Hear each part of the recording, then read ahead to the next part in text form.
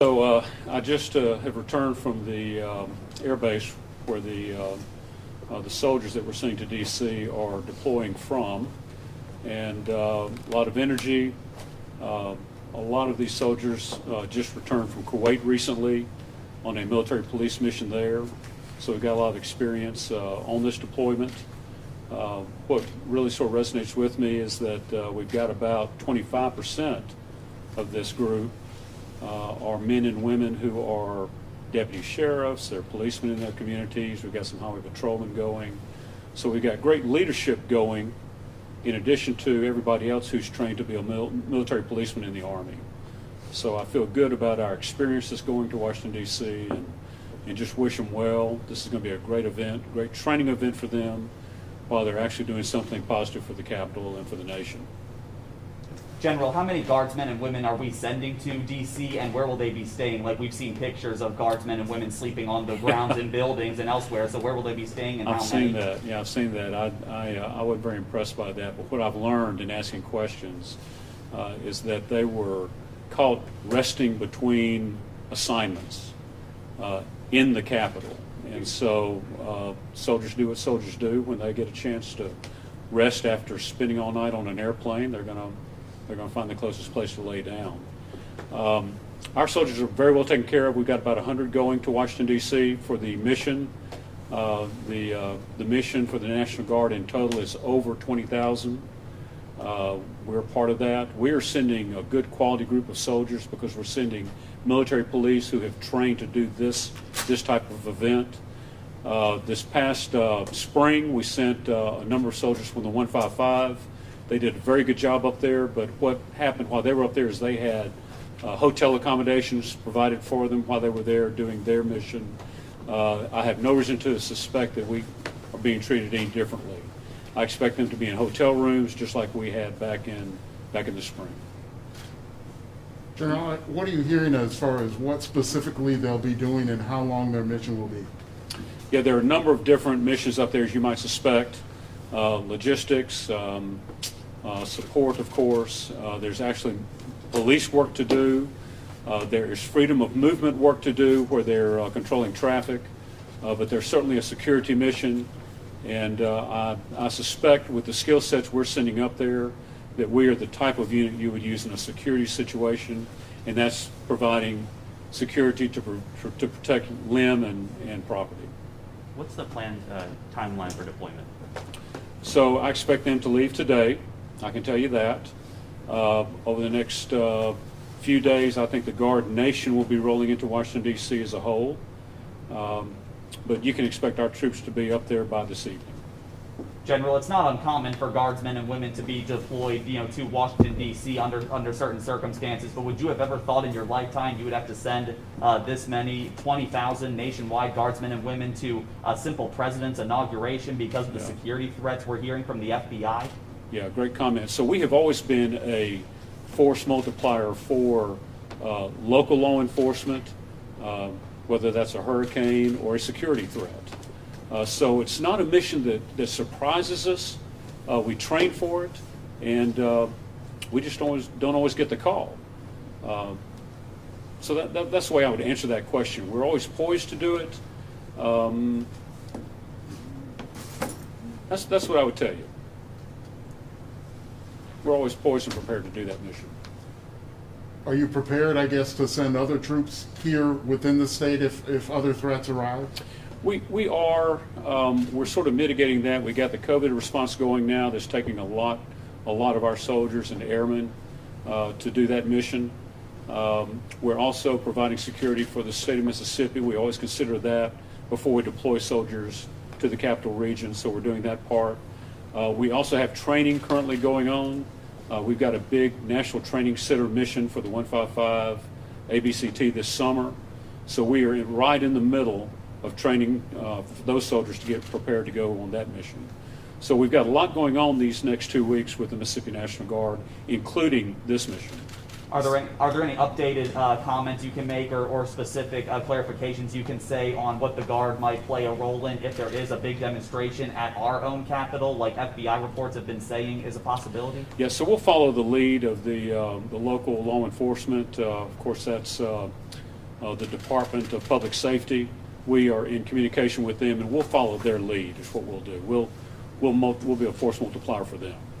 Did you have a message for these troops as they head to Washington? Did you tell them anything before they're getting on planes? Yeah, I've been talking to them all morning. I'm not concerned about them doing their mission. I'm not concerned about them being prepared to do exactly what they're asked to do. I've just told them, look, have your antennas up. Always be looking around you in this environment that you're going into, and be aware of your surroundings. That's really been my message for them, and they know that. I'm not telling them something they don't know. About half of this group has been in Kuwait already. They've been in the Middle East doing some very difficult missions in very dangerous situations. So they are mentally prepared for any kind of threat. So how exactly do you switch gears? They came back from Kuwait. You said they obviously have a lot of experience there in law enforcement. When they're in an environment like their own nation in D.C., how exactly do they prepare for any specific threats that, in this case, would be domestic? Yeah, and I would say that you probably have to have taller antennas when you're overseas. I'm not sure. I mean, there are probably a number of different threats that you got to be aware of that they train for when they're deployed. I would say that spectrum's probably not as broad in the United States as it is overseas. So I would tell you that they've already been exposed to preparing for that any kind of threat we would have here. General, could you speak on the significance of having Mississippi troops go help out in this what is becoming a very historical time in American history? Yeah, well, I'm very proud of them. So we always support an inauguration with traffic control and in a secure environment. We've always done that. So this is almost no different to us. I know that the environment has changed a little bit, but our soldiers are doing the same thing they've always done. Could you speak to how busy you guys have been since the pandemic? Like your guys are doing everything out here. Yeah. So I tell you, we talk about military policemen going to the Capital Region. We talk about infantry and armor guys going to the National Training Center and deploying overseas. I never thought that a medic would be a frontline soldier for us, but that's exactly where we are with this COVID response. And so it just makes me proud that we're able to use all of our skill sets to provide for the people of Mississippi. General, I apologize for going a little off topic, but since we did speak on COVID briefly, we now know that we're at maximum capacity. Those are the words of the governor, trying to get people their vaccines right now in the first delivery. Now we're going to have to wait until mid-February for a new shipment. Can you explain how the National Guard is playing their role in that to try to make it go as smooth as possible despite the setbacks? Yeah, so great question. So every day we look at a different way to deliver the vaccine. Currently we're discussing walkthroughs. We're talking about expanding the drive-through capacity. We're looking at all options on the table. We are looking for a few more medics that we think we can bring to the table. But I will tell you, the medic is really not our limiting factor. I've talked to our medics, and they'll put a shot in an arm every minute. Our limiting factor is really moving the people through the lines. And so we're working on figuring all that out. But I think we've been very pleased with the ability to move people through quickly. The paperwork goes very well, and it's just a matter of expanding the number of lines to improve our capacity. And we're prepared to do that. General, are there any resources that the Mississippi National Guard needs to continue that mission of helping get Mississippians vaccinated and testing those patients? Yeah, so I've really been I've been concerned about the weather.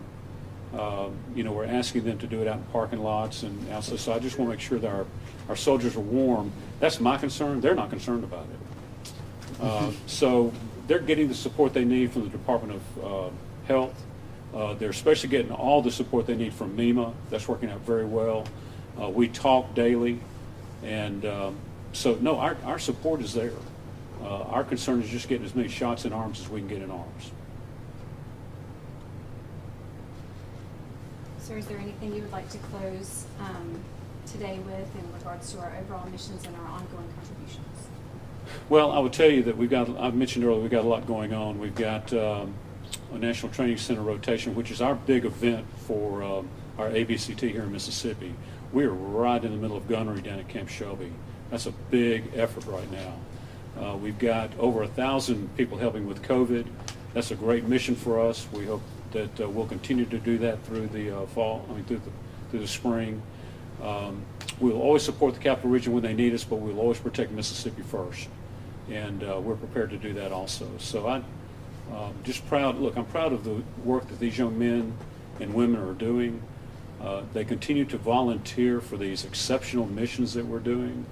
But the attitudes are incredible. They want to do this. They want to be in uniform. They feel like they're making a contribution. They feel like they're making a difference. And I think that describes the National Guard in this day and time.